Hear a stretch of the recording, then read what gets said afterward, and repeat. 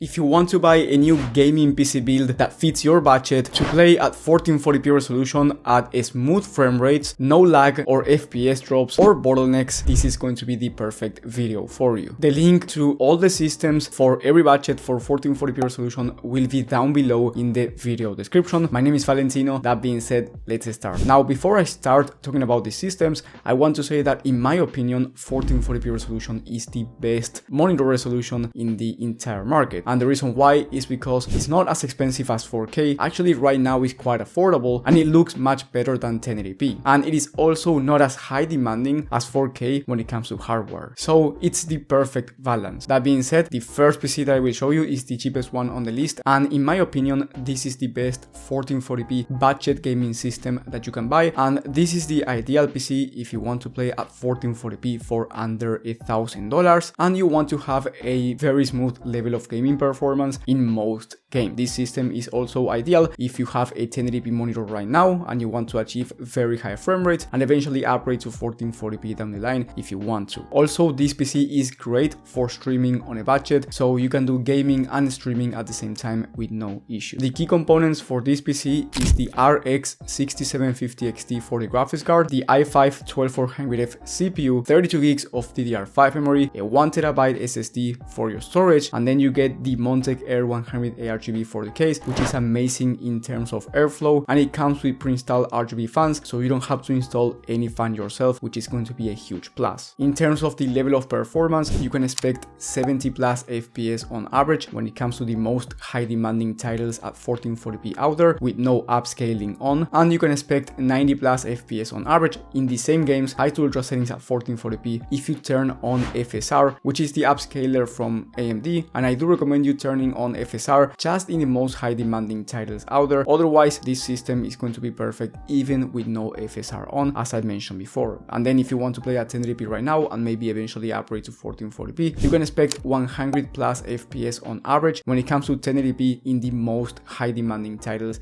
on high to ultra settings with no FSR enabled. And then if you are into games like Valorant, Fortnite and CS2, with this system you can expect 240 plus FPS on average when it comes to those type of games in competitive settings at both 1080p and 1440p resolution, so you can easily fit a 240Hz 1080p or 1440p monitor. Now, the price for this system, as I said before, is under $1,000. By the time of filming is $810, but maybe when you're watching this video the price is different. So if you want to check the latest prices and availability in your region, then remember that you will have those links down in the video description. With the next system, we have the best value 1440p gaming PC. In my opinion, this is the ideal PC if you want the best price to performance gaming system for 1440p, so the best FPS per dollar. This system is the sweet spot for gaming at this resolution without having to spend a fortune, and it is also excellent for streaming. Another reason to buy this system is if you want an upgradable PC over time, because with this PC you can upgrade your CPU down the line without having to replace your entire motherboard, so making this computer very upgradable over time. And you can also run games at 4K resolution with no issues most of the times, but if you want to play at 4K in high demanding titles, then I have one tip for you that I will mention in just a moment. Before doing that, I want to tell you about the key components for this system. The GPU is the RX 7900G RE from AMD or the RTX 4070 Super from Nvidia, and I will mention the differences in just a second. Then for the CPU, you get the AMD Ryzen 5 7600, which is one of the best upper mid-range CPUs in the entire market that you can also pair with higher end GPUs in the market, for example the RTX 4080 Super or RX 7900 XTX. So the GPU is actually very upgradable over time as well in case you want better performance down the line. Then you get 32 gigs of DDR5 memory, which is amazing for gaming, streaming, content creation and productivity work, and then you get a 1TB SSD and the Fractal Design Pop Mini Air case, which is one of the best cases in the entire market in terms of price performance because of its excellent airflow, build quality and overall aesthetics. Now, the difference between AMD and Nvidia is that the RTX 4070 Super from Nvidia is more expensive, but you get features like DLSS, which is the upscaler from Nvidia, and it usually works better than FSR from AMD, especially at 1440p resolution. Then on top of that, the 4070 Super has a better level of ray tracing performance in case you care about ray tracing, and it is also faster most of the time when it comes to productivity work applications, AI softwares and content creation. However, the 7900G RE from AMD has more VRAM, which is going to be ideal if you play the most high demanding titles out there, high to ultra settings, and you require more than 12 gigs of VRAM. And because of this, is also better for 1440p down the line or 4K resolution right now. And on top of that, the 7900G RE is better when it comes to price to performance for gaming. I mean, the price is cheaper and the level of performance is almost the same. So whether you get the 4070 Super or 7900G RE is up to you, but honestly, when it comes to 1440p resolution, you can't go wrong with any of the two. And in terms of the level of performance with this system, you can expect 105 plus FPS on average, high to ultra settings at 1440p resolution with no upscaling on, whether you go with the 4070 Super from Nvidia or 7900G RE from AMD. Both alternatives will be in the description as well. And then you can expect 360 plus FPS on average in most esports games, competitive settings at 1080p and 1440p resolution, so you can easily fit a 360Hz 1080p or 1440p monitor. And then, as I said before, if you want to play at 4K high demanding titles with this PC, you can do that, but I highly recommend you turning on FSR or DLSS, whichever upscaler in those high demanding games at 4K, because if you do that, then you can expect around 70 to 80 plus FPS on average, depending on the exact game and depending on the settings. Of course, if you want to play easier to run games like Minecraft, for example, or GTA 5, you will not need to turn on any upscaler at all. The price for this system is $1,200 if you want to go with the AMD graphics card, and it's going to be $1,250 if you want to go with the Nvidia one. Then we have the best upper mid-range 1440p gaming PC. This one is ideal if you want to have the best gaming performance at 1440p resolution in high demanding games, for example Cyberpunk 2077 or The Last of Us Part 1, and you want to stay under $1,500. So this is not the most expensive system in the list, but it will give you the fastest gaming performance when it comes to high demanding titles. And the entire PC is the same one as the last one, but the only difference is the graphics card, and that's going to change the level of performance in high demanding titles, because the graphics card is the most important component in those type of games because they are GPU demanding. So in terms of the graphics card, here you get the RX 7900 XT instead of the 7900G RE or RTX 4070 Super, and the 7900 XT has more VRAM in 20 gigs of VRAM, and it is also faster than both the 4070 Super and 7900G RE. In terms of gaming performance, you can expect 120 plus FPS on average when it comes to the most high demanding games at 1440p resolution. Here you can expect the same 360 plus FPS on average when it comes to esports shooters, because the CPU is the same and those esports games are more CPU demanding than GPU demanding. And then you can expect 75 plus FPS when it comes to the most high demanding games at 4K resolution in case you want to upgrade down the line. Keep in mind that this is with no upscaling on, so if you turn on FSR, you can expect around 90 plus FPS on average instead. The total price for this system is $1,400 by the time of filming, but remember that if you want to check the latest pricing and availability, the links will be down below. And